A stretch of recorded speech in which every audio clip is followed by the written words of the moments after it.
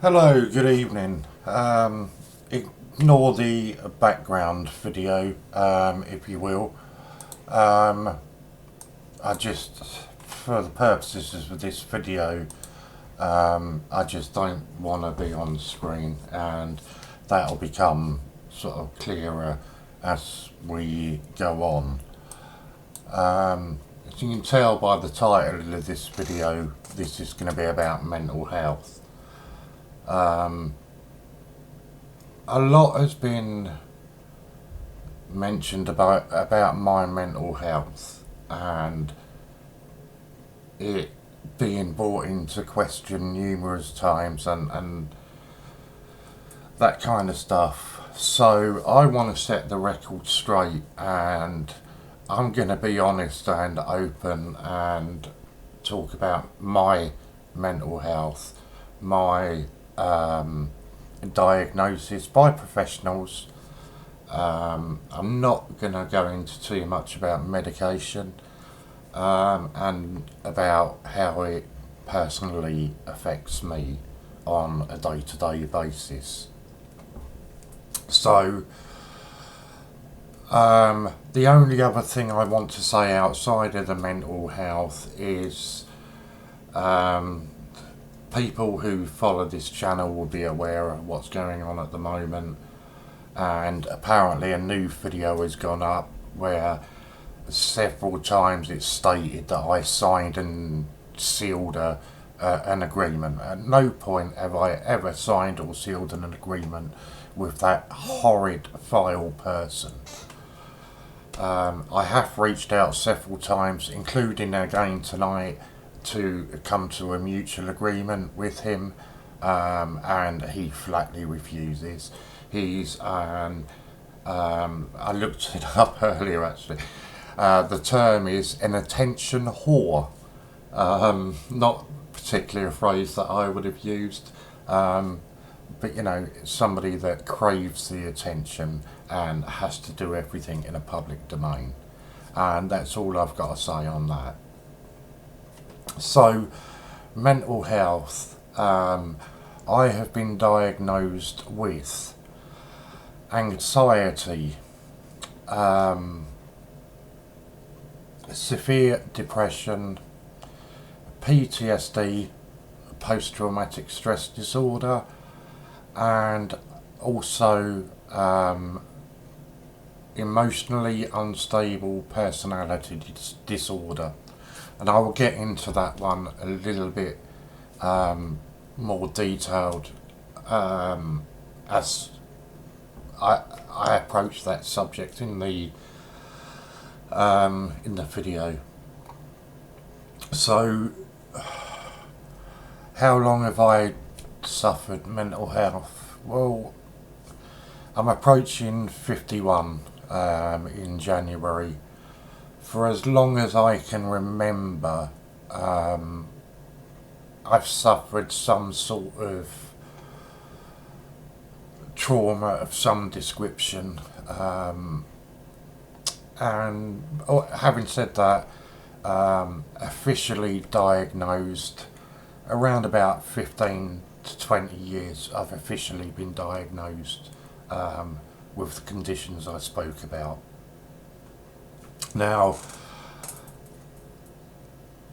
as far as coming out and talking about this, it's difficult. I think there's possibly one person that may view this video that actually knows the majority of what I will talk about.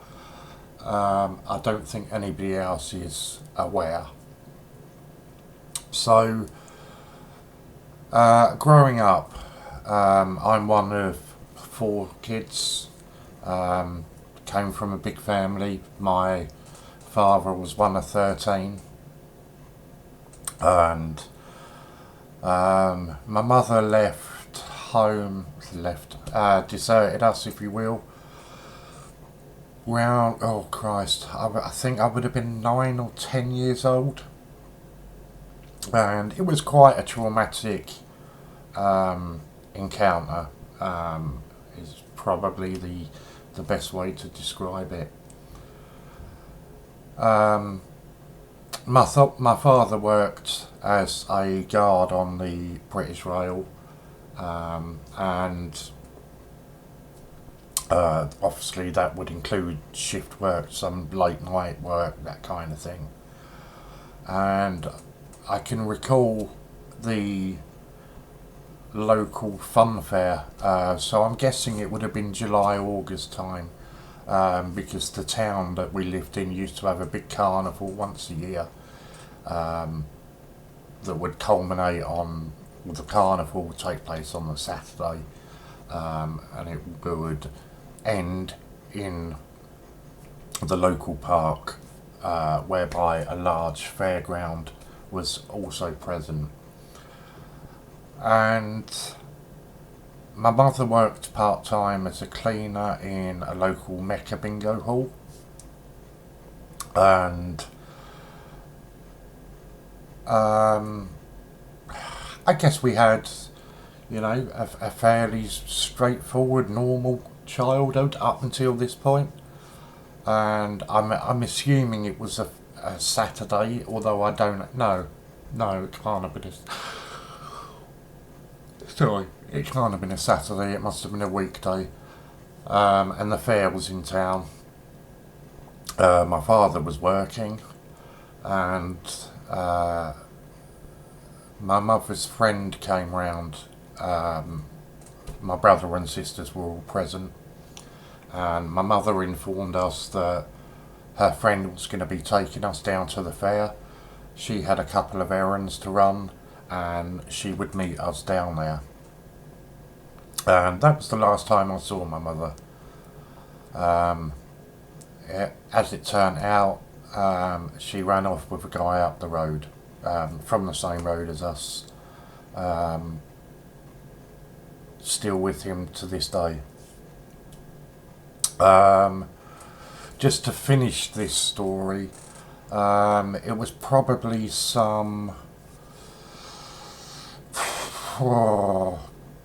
a good 10, 12 years later. I would have been early 20s.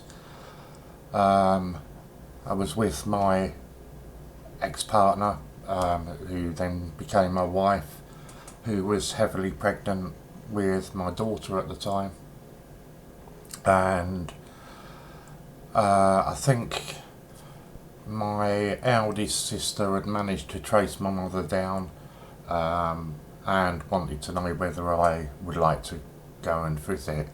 And it caused me a great deal of stress, worry, scared, frightened, mixed emotions, didn't know what to do.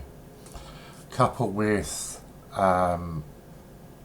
my auntie, who both myself and my partner had come close to during my partner's pregnancy, died of cancer. So it was an extremely traumatic time. I decided at that point, I'm just about to start my own family. This woman abandoned me and 3 other kids 10 years ago, 12 years ago, and has never attempted to make contact again. Why the hell should I allow this woman into my life?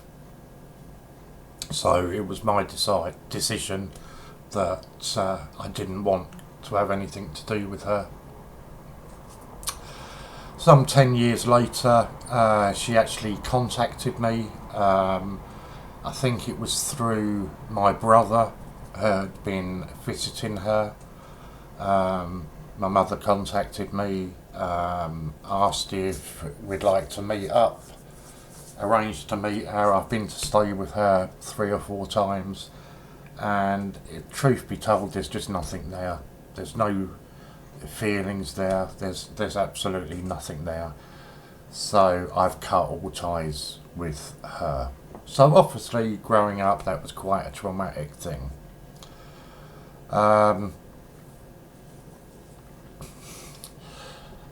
My father was violent towards my mother. When he came home from work and sort of realised what had happened, Um, his next action was to, I think it was myself and my brother gave us the next day off school, took us into town. I don't think you see so much of them anymore, but it was, into the town back in the, God, when was this? Mid-80s, early 80s even. And we had an old hunting shop in town, and my father took myself and my brother into the shop where he purchased a hunting knife and informed myself and my brother that he was going to hunt her down and cut her head off with the knife and use it as a gatepost, or put it on the gatepost. So you imagine a 10, 11-year-old kid being told this about his mother. She's quite traumatic. And pretty much on a daily basis, my father would go out in the evenings hunting her down, trying to find her. Never did. I suppose that's something to be grateful of. But during that period of time, my father obviously had to give up work. He tried to carry on work. We went to live with my auntie at one point, who had 3 or 4 kids of her own. So again, quite a traumatic and thing, moving home and everything else. Then we moved again to an area where my father grew up and still had family members there, and that was pretty much it. The violence that my father would dish out towards my mum, obviously he still had that anger and that inside him, and that would become directed to myself and my brother. I will give him that, he never laid a finger on my sisters, but it was just always myself and my brother, and it was violent. It was buckles of a belt, it was full-blown punches, but done in a way that it was always out of sight. Nobody would see it if they were to visit or anything else. And then sort of the following day, it would be a totally different thing. You'd be given the day off school and or taken out for a treat and that kind of stuff. And people have asked me when I've been through counselling and that kind of stuff, people have asked me, God, did nobody notice, did nobody see any of that? And the only way I can answer that is, did you never tell anybody? Or there's a bit of an embarrassment and a shame attached to it, in my opinion. And I can genuinely say that growing up, I thought that occurred in every household. I didn't think there was anything unusual happening. I genuinely believed it was happening everywhere. Sorry, my phone's just beeped, so I'm just going to pause you for a second. Sorry, I've just put that onto silent now, so so I genuinely believed it was happening in every household, and it continued right up until I think I left home at 17, 18, and it continued until the day I left home. And I guess I would make excuses for it, it must have been hard for him, 4 kids, had to give up his job, his work, everything else, when we certainly weren't angels, so I would make excuses. And funny enough, actually, when I left home, my relationship with my father became incredible. We would go out as a foursome for meals. He'd met a new partner, got married to her, and we got on like a house on fire. And then I don't know, I don't think anything actually sort of triggered it, but I would have been probably mid to late 20s when I started questioning things, and I found it really difficult to be in the same room with my father. And I actually I experienced a breakdown, and it was the first time I was admitted into a psychiatric hospital. Willingly, I wasn't sectioned or anything. I willingly went there for a period, I think about a week maybe. Yeah, and then I went I went back home.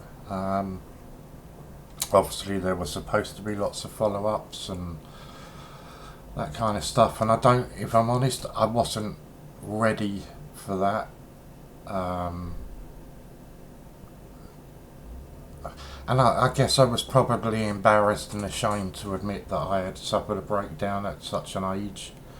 I didn't think that sort of thing happened to people of that age, you know.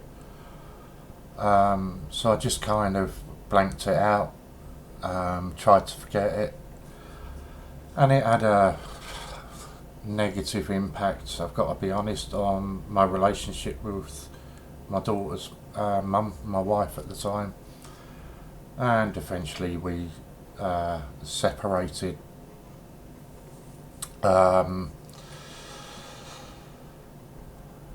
Which is quite a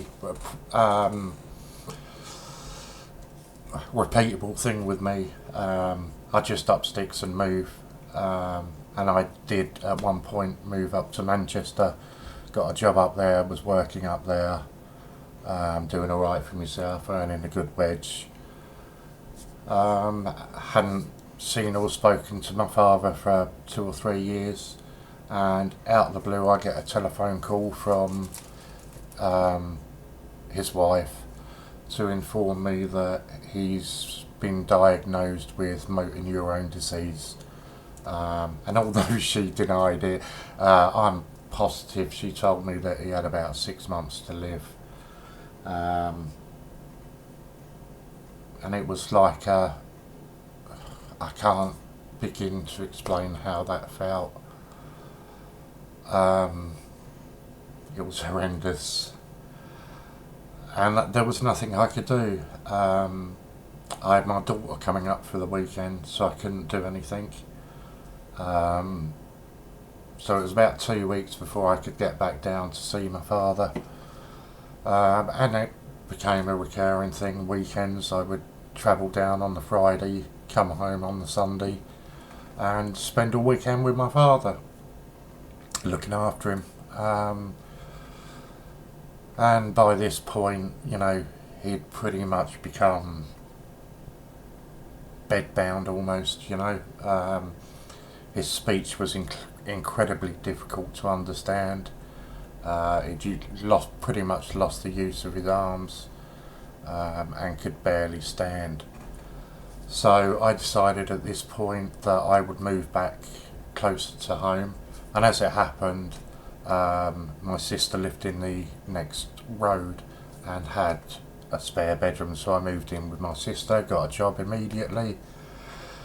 I would get up 5 o'clock in the morning, go round to my father's, get him up, get him dressed, give him breakfast, go off to a full day's work, get back home about 5:30 in the afternoon, straight round to his.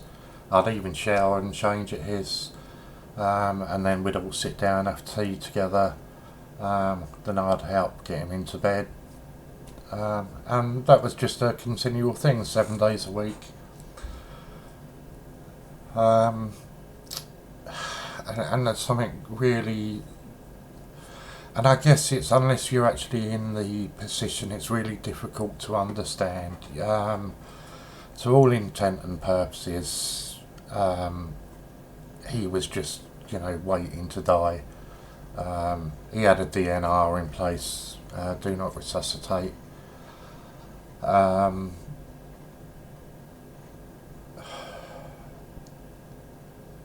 My stepmother had a daughter, and the daughter took it upon herself to be in charge. We decided we'd care for my father at home. There was enough of us to look after him, and it was easier for people that wanted to visit, that kind of thing. So my stepsister took it upon herself to take charge of my father's medication. And then it so happened it was coming up to Friday the 13th, and my stepdaughter's own father passed away on Friday the 13th, which obviously hit her quite bad. She thought she was going to lose my dad on the 13th as well. He'd suffered a stroke a few days previously and hadn't really regained consciousness or anything since then. So she disappeared. My father had an incredibly bad night, to the point we had to call the hospice, who sent a nurse out, and they were going to administer my father some diamorphine. And I quickly jumped in and said, no, the doctor said not to give him any more diamorphine, because he had a bad reaction to the last lot that was given to him. My stepmom took great offence to this, felt that I was butting in. It was her daughter's job to deal with the medication, not mine, even though her daughter had disappeared, etc. So I was like, fair enough, whatever, and I just let it be. That night went back to my sister's as usual about midnight. Get woken up about 6 o'clock in the morning to a telephone call from my sister saying, you better get here quick, Dad's passed. And that was it. I shot round there, everybody was there, my dad had passed away. If I'm honest, I felt betrayed, I felt lied to, because we'd all wanted to stay that night, and my stepmom had insisted that everybody go home. Yet when I arrived there at 6 o'clock in the morning, everybody was there. And I'm living in my sister's house, so if she got a phone call, why would she not wake me and tell me? So I took it quite bad, I've got to be honest. As the only male there, it was my duty to telephone my father's brothers and sisters and inform them of his passing, which again was really traumatic. My daughter and my ex-wife came over. I had to tell them, and then I just I couldn't stay there anymore. I'd been in to see my dad, but it was all too traumatic for me, so I went round to my sister's and just went upstairs, laid on the bed. About an hour later, and this is really hard to talk about, about an hour later, my sister came upstairs, said to me, sorry Warren, you're going to have to leave. Don't want you staying here anymore. Which was obviously a huge shock, but I didn't sort of question it or argue anything. I just got up and I was like, yeah, whatever. Walked outside the house, and it was kind of on the corner of a road. My brother at the time was living in Spain but had come back because my father was ill. And I sat on this road sign, or leant on a road sign should I say, and tried to telephone my brother. My head was kind of down, and long story short, I don't think I got through, so I tried him again, or left a message and tried again. While I'm doing this, out the corner of my eye, I've noticed a car going into a cul-de-sac opposite me, turn around at the bottom and was approaching the junction again. And before I could even do or say or react or anything, the car just accelerated at a horrendous speed across the junction and straight into me. Ended up in the bush. I went up over the top of the car, came down on the side, and there was kind of a ditch. So a ditch, it was about 10 or 12 foot deep to the side, and I'd managed to roll down into that somehow. Not really knowing what's gone on, what's happened. I've kind of crawled up the other side of the bank, and fortunately there was a house right there. The owner of the house had come out, and she was on the phone to the police at the time, and kind of helped me into her house. And the police, the ambulance, everybody turned up, and the police just interviewed me in the back of the ambulance. And I don't know why, but I didn't see anybody in the car that I recognised. I mean, it happened so fast. It wasn't a car I recognised. All I knew was there were two males in the car.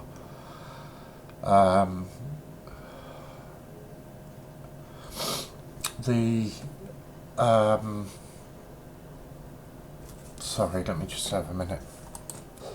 Sorry about that. Rolled a cigarette, can't go wrong with that. So, yeah, the police interviewed me in the back of the ambulance, asked me what had happened, did I know who it was, and for some reason I just knew that my stepmother was connected to it. The police apparently went directly to my stepmother's, found the car in the driveway, and discovered that her brother was in the passenger seat and her brother's lodger was in the driver's seat. The ambulance, to my knowledge, stayed there. This was probably 7-8 o'clock in the evening. To my knowledge, the ambulance stayed there for about an hour and then said to me, like, you know, right, you're fine, you can go.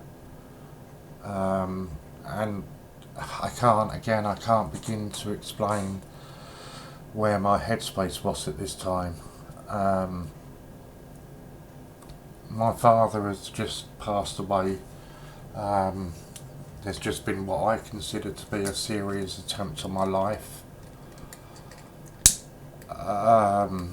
My sister's kicked me out, which in my mind was saying that she was involved.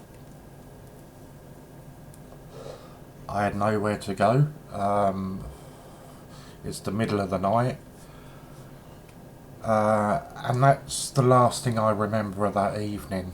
The next thing I remember is about 9 o'clock the following morning, waking up in a hospital, quite local. I don't know what happened to this day. I don't know how I got there. It's certainly too far to have walked. I know that at some point I was stopped by the police because I had a stop and search form on me, but I've got no idea why or you know, anything else. Obviously, I was kept in hospital for about 3 or 4 days. Fortunately, no real serious injuries. A few cuts and grazes. I say nothing sort of made, you know, no breaks or anything. And from there I was taken to a homeless hostel.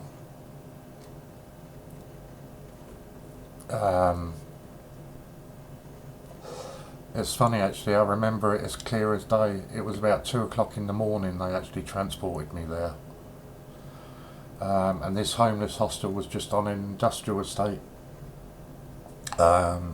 It's just a sort of stopgap place for people to go, and somewhere to get your head down, really, you know. But the rooms there were like prison cells. They were so small. Um, and as I say, I didn't know where my head was. I was in a terribly, terribly bad way. Um, and it transpires that I couldn't stay there because I was in full-time employment. I couldn't claim benefits to pay for the room to stay in this hostel. So they told me to go to the council. Um, they had to write things down for me, my schedule for the day, because I just couldn't function. I didn't know what to do, how to do anything. And I went to the council, sat in the offices. It was about 3 o'clock in the afternoon. And then, bless her, this lovely lady came out and saw me.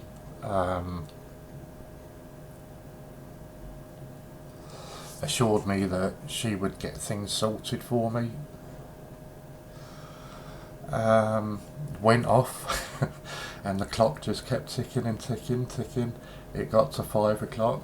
The receptionist turned all the lights off, locked all the doors, left me there. And I'm like, shit, is this it? Am I staying here?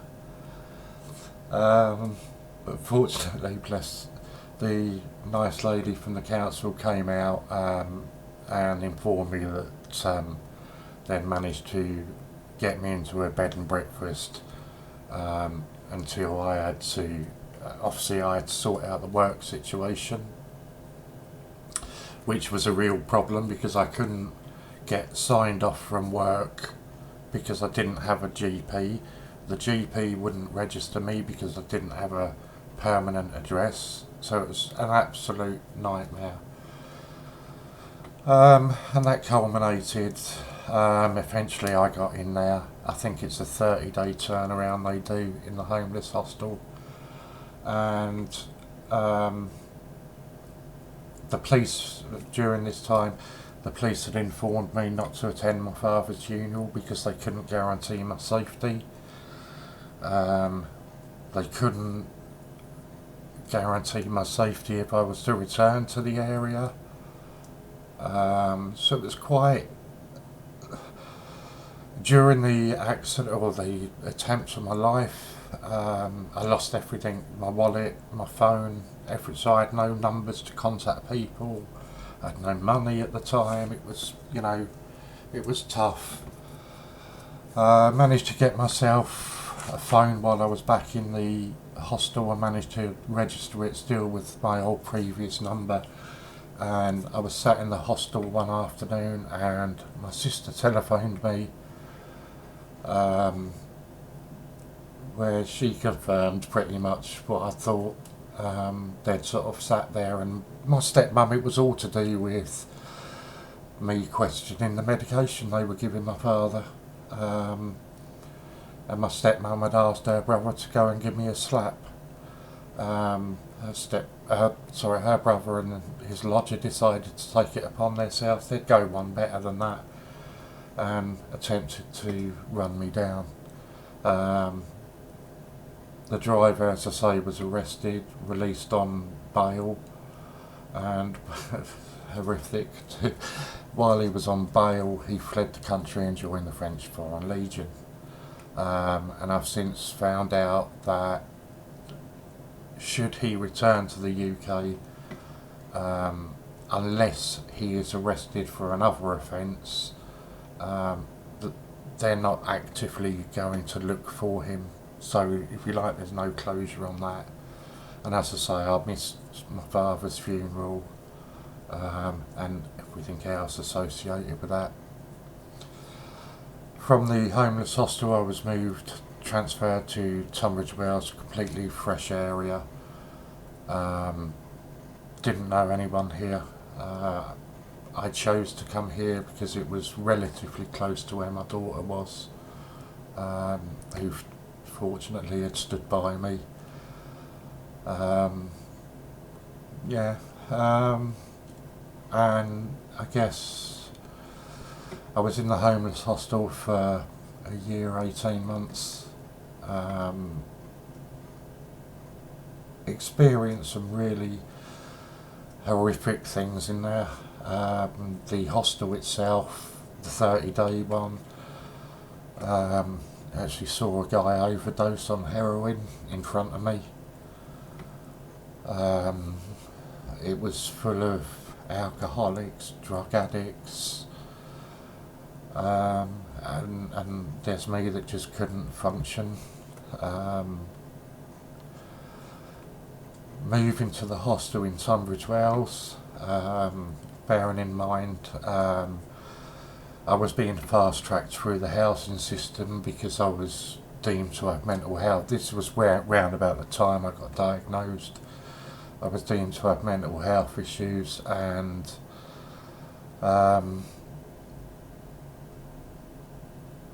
because I was classed as fleeing violence, they were fast tracking me.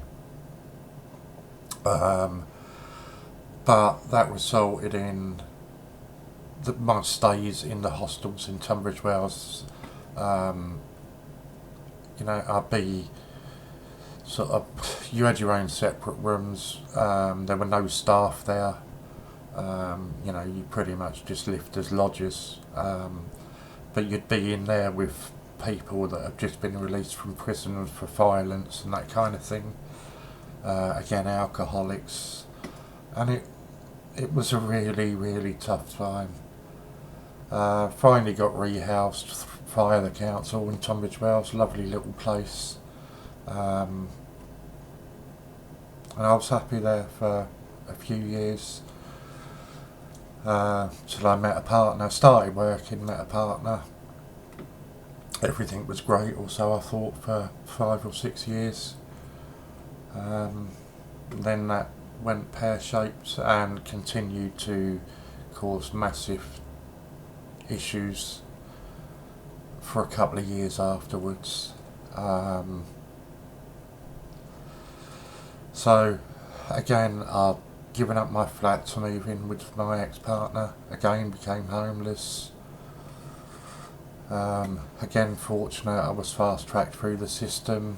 Say fast-tracked, it still took about 2 years to get to where I am today, and I've been here 4 or 5 years, and it's relatively okay. So my mental health issues, the PTSD, the post-traumatic stress disorder, is related to both the physical abuse growing up and the abuse or the attempt on my life. There is one other actually. When I'd become rehoused in my own flat before I met my ex-partner, I started work and I was a head barman. We had a private function one evening, load of people that wouldn't normally use the facilities. Bit of trouble started about 11 o'clock at night. We kicked everybody outside. Two police officers arrived. They had a balcony that was a smoking area. I was on the balcony clearing up glasses, etc. as the police arrived. And there was a group of maybe 30 guys. One police officer came into the building. The other police officer went to speak with the group of people, and as he approached the group, they just knocked him to the floor and started laying into him. And before you knew it, the place was crawling with police. Helicopters were up, there was CID officers everywhere, pepper spray was being used. It was absolutely horrific. And it turned out that some of the main instigators were from a well-known family that are known troublemakers in the area, and because of that nobody would give evidence against them. And it gave me a lot of thought and a lot of distress, and eventually I decided I would give evidence. So I made a police statement. And obviously that became common knowledge in the area. I was inundated with threats of violence to me, and it was probably around this time that I began to isolate. I was going through therapies and everything else at the time. I've been in and out of therapy more times than I can count, to the point now where the local community mental health team actually tell me that I've exhausted everything that they have to offer me.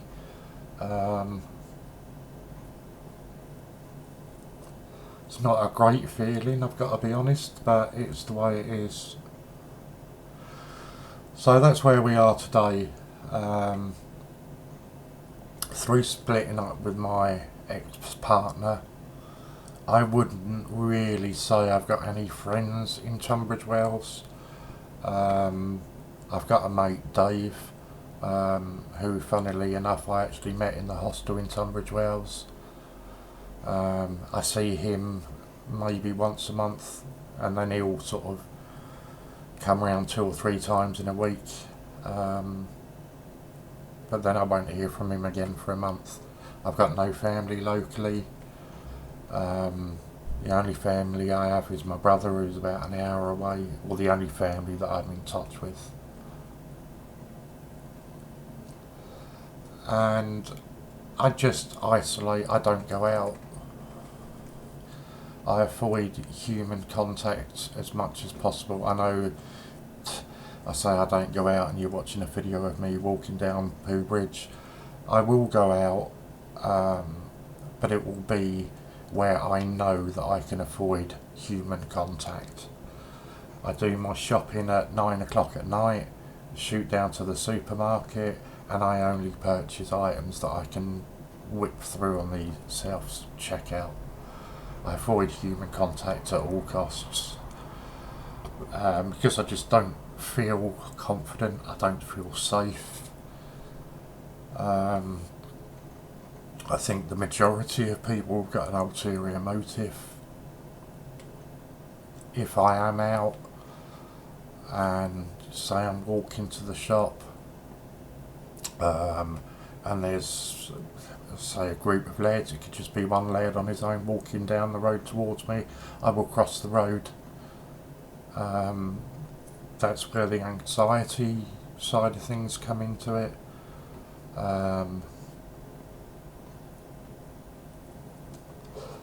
Yeah, I suppose, and I'm not going to lie, I'm not going to sugarcoat it, it's bloody hard.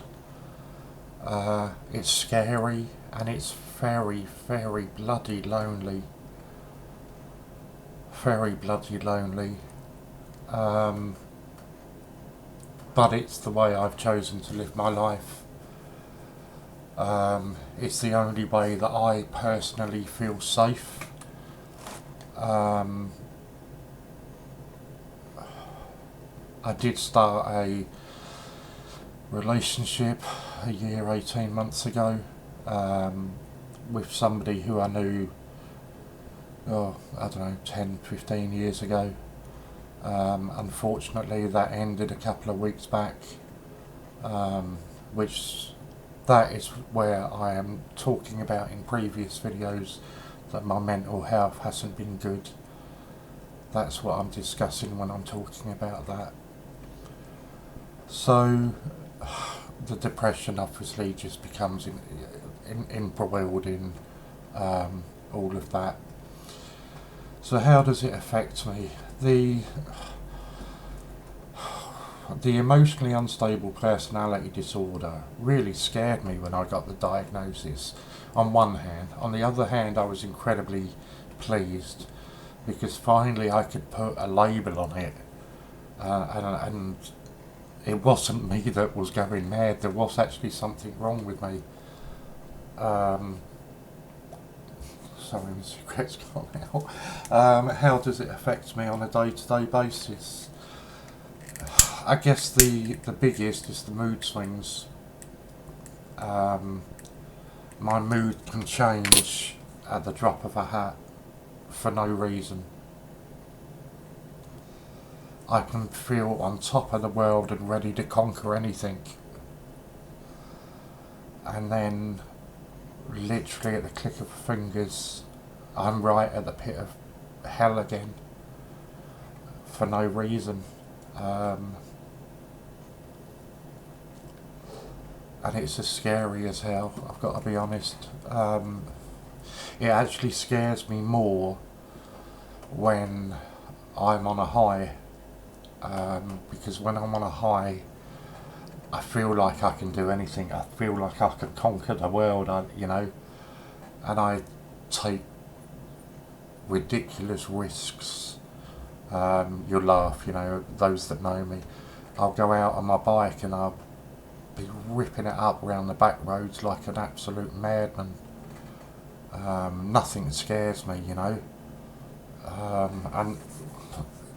that's when I feel at my worst. It affects me on a daily basis with thoughts of self-harming. I probably started self-harming the first time probably 15 years ago. And it's funny, self-harm can happen in many different ways. I think quite naively I was one of the people that thought self-harming is these people that sit there and cut their arms up on razor blades, and it is that, but it can also manifest in many other ways. It was actually a therapist who informed me that actually partaking in sort of one night stands with unprotected is a form of self-harming, because you're putting yourself at risk. Sort of not eating is a form of self-harming, because you're denying your body what it needs. But yeah, mine mainly would be cutting as well, and then suicidal thoughts. Suicidal thoughts are something I battle with probably on a weekly basis. I think I'm quite fortunate now that I understand my mental health in such a way that I have an agreement with my GP. Whilst they don't recommend or necessarily agree with the way I deal with it by the isolation, etc., they're happy for me to continue doing that on the basis that I am 100% honest with them. And that will mean that if I feel the suicidal thoughts or the self-harming thoughts are becoming unmanageable, then I need to contact them. And so far we've been about 2 years clean with no incidents, something like that, I don't know. But it's a battle, I've got to be honest. I've had I think I've had 3 suicidal attempts, and the last one was pretty bad. It was an overdose on medication, and I was adamant this was it, to the point that I took myself off into the middle of nowhere. And I don't recall any of this, it's just what I've been informed afterwards. It was by a farm, and the owner or whatever had come out in his Land Rover to do something and found me, called the ambulance. And yeah, I think in total I've had 3 admissions to psychiatric hospital, all been voluntary. I struggle going anywhere, even if it's for a medical or whatever purpose. I will plan my journey to a T, meticulously and ludicrously, to the point that if my appointment is 12 o'clock and it's an hour away, you know, you'd leave at 11:15, whatever. No, I would leave at 9 o'clock in the morning, in case anything unexpected happened on the way. I've got a disabled travel pass which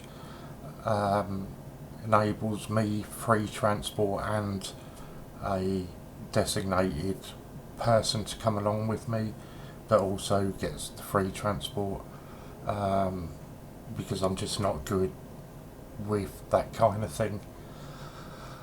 And it's bloody hard, you know. I don't talk about how I feel the majority of the time. My God, even when I had my heart attack, deep down I knew what was happening, but I didn't want to admit it. And if it wasn't for my best friend, my great mate Lou, I may not be here today, you know. She got me to call the ambulance and get to the hospital.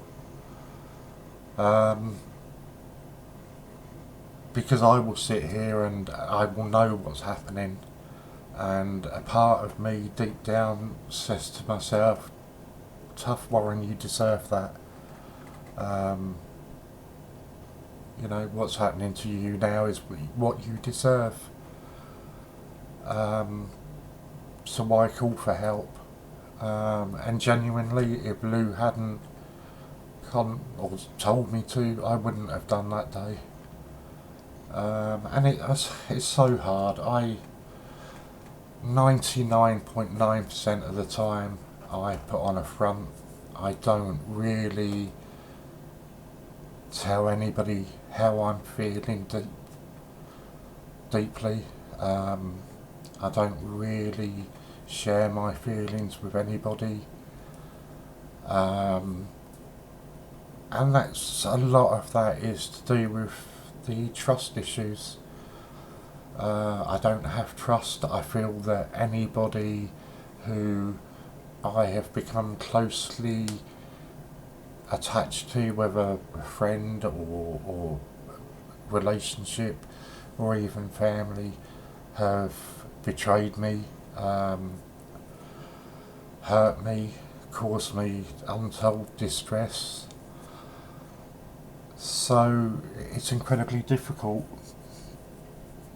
I do have other medical conditions on top of, obviously, I've said about the heart attack. I've also recently been diagnosed with diabetes type 2, which means my diet is incredibly important. Fitness is incredibly important, and I also have sleep apnea. Now, basically, for anybody that doesn't know, sleep apnea basically is where you stop breathing throughout the night, and it can happen multiple times throughout the evening. And it was quite funny when I was diagnosed with it. Funnily enough, I only got diagnosed with it through being in a psychiatric hospital. One of the one of the psychiatrists in there had obviously witnessed me during the night and asked me if I'd been tested for it, and I said no, and they said, oh, I think you should. Sorry. So I got tested, and it's funny, they give you this little device that goes on your finger to wear at home while you're sleeping, and then go back in a week's time or whatever for the results. And myself and my ex-partner went to get the results, and we saw this chart, and it looked like quite a nice line on this chart, and I said to the nurse there, I said, oh, that looks quite good. He said, "Oh, you're joking, you stopped breathing," I think it was 26 times throughout the night. So, yeah, so then um, that resulted in an overnight stay in the hospital where they monitored me, put me on a CPAP machine. For those that don't know, basically that's an oxygen mask. It's a big contraption of a machine that goes next to your bed. You pour water into it, put on a mask, and it ensures that you have a constant stream of oxygen. Unfortunately, I just cannot get on with these masks. They're cumbersome, they're uncomfortable, they give me an incredibly dry throat, so I don't use them. There are a couple of other ways that you can try and help yourself. Some people wear a gum shield. Some people will try to lie as flat as possible because it's something to do with your bottom jaw becoming loose during the night, and I think it's dropping backwards onto your throat and cutting off the oxygen. So people try to lay flat so that doesn't happen. All manner of different things. But obviously, because of that, I genuinely could not tell you the last time that I slept a night straight through without waking through the night. You can wake yourself up, with a shock, gasping for breath. And that has a major issue on my mental health. I haven't helped it. After the attempts on my life, I trained my body to only sleep for 2 hours at a time because I was suffering some horrific nightmares and that kind of thing. And I just convinced myself if I only slept for 2 hours at a time, I wouldn't have these nightmares. So obviously that's not helped. Medication wise, I'm on some extremely powerful antipsychotic pills, and when I first started taking them, oh my god, I was taking a very low dose and they were fantastic. 10 minutes after taking them I was flat out. Now I take the maximum dosage and it just doesn't affect me at all.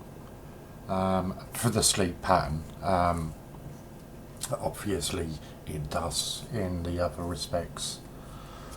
I'm on the maximum dose with my other antidepressant medication, and then obviously I have medication for my heart condition, medication for high cholesterol, and medication for diabetes.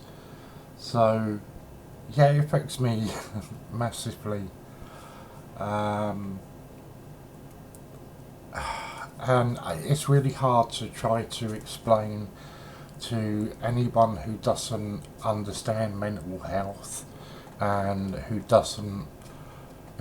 hasn't experienced it, because to an outsider I guess it would appear that there's nothing wrong with you, you're just a lazy git that won't do anything, and that just couldn't be further from the truth.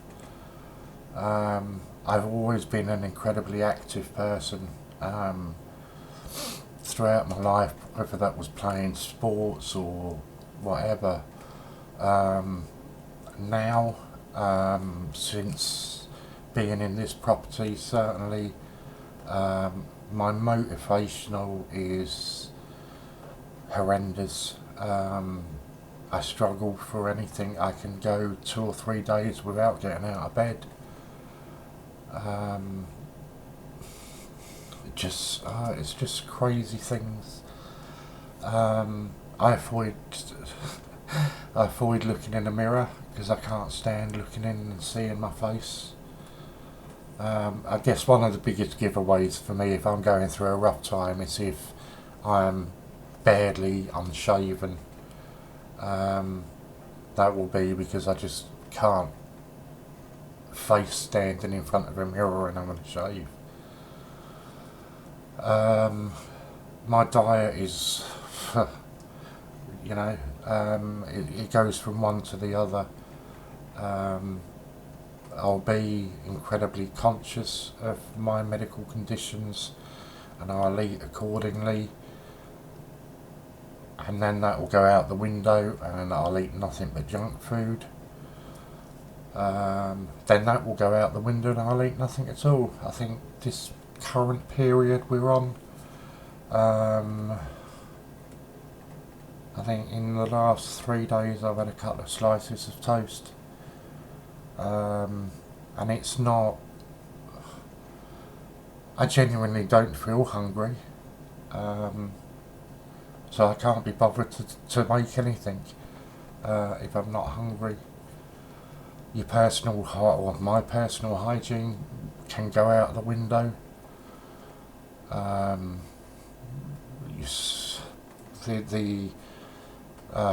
The upkeep of my flat can go out the window, the cleaning. It's only a small flat, it don't take much, but that will go out the window.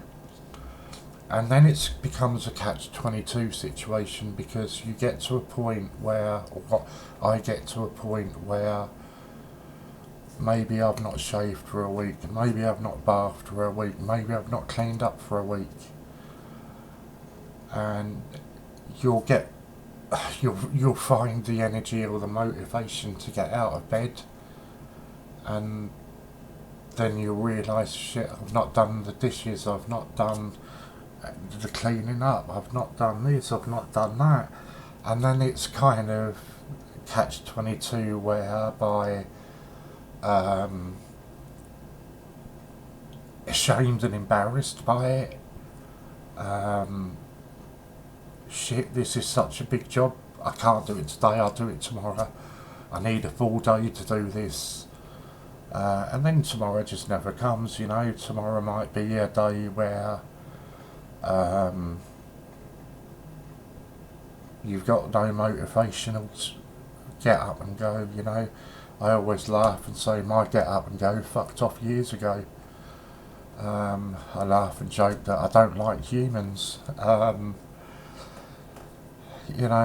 So that's how it affects me on a day-to-day basis, and it can be, this is what I'm trying to explain more than anything. I think that there's a certain individual who is going to remain nameless, likes to think that I either play on my mental health, or I exaggerate my mental health, or I don't know. And the truth is, nobody really knows how bad it is.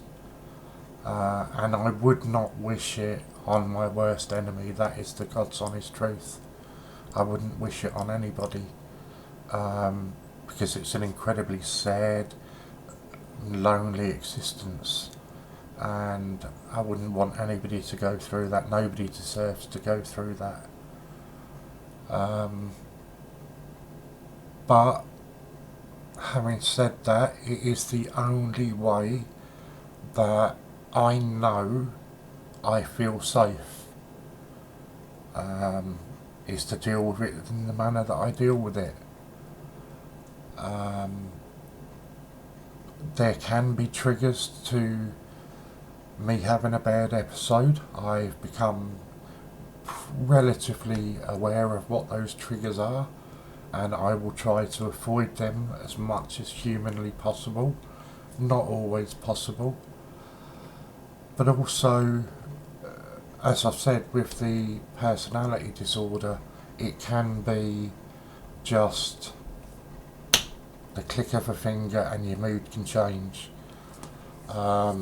It's happened to me on countless times, and I think one of the things that irritates me more than anything about mental health, or about when somebody is experiencing a bad period in their life, the first question anybody asks them is, what's wrong? Oh shit me, if I knew what was wrong, I'd be able to bloody deal with it and sort it. That's the whole point of it. I don't know what is wrong. That's why I've got these demons in my head and I'm in such despair. I think I've rambled on for just over an hour now, and I think that's going to be long enough. I used to previously have a mental health channel, and I think I might restart that, where I just sort of document my mental health on a sort of daily or bi-daily update or something, because it was quite popular, and it was quite good for me, so I may well do that again. But yeah, anyway, if you've stuck around long enough to watch this, thank you. If you haven't, well, doesn't matter because you're not here, but thanks for listening anyway. And I just want to clarify this extremely important message at the end of this. Now, there will be some people who have watched till the end and may be quite shocked by some of the things I've revealed today. I'm not here looking for sympathy, not in the least bit. I don't want sympathy. I genuinely do not want any form of sympathy. It's not, please don't take this as a cry for help. It is not one of those. I'm not about to go and do something foolish. This is just me documenting my mental health, what I have been diagnosed with, some of the experiences that have led me, I believe, to suffer with the mental health issues that I do, and how it affects me on a day-to-day basis. And that's the purpose of this, not for people's sympathy. So please don't give sympathy out. Many thanks for watching, and I'll see you guys soon.